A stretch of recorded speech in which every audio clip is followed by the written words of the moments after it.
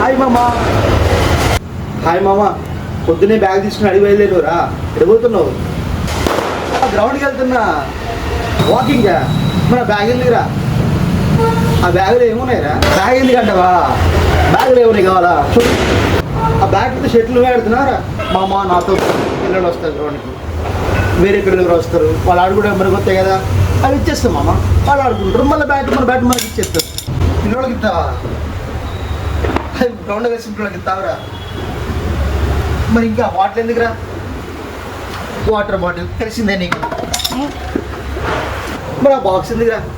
Energy రాసుకెళ్ళి మన energy కావాలిగా, నా వాళ్ళని ఎనర్జీ కావాలి కదా, దానికోసమే స్నాక్స్ తీసుకెళ్తాం మామ.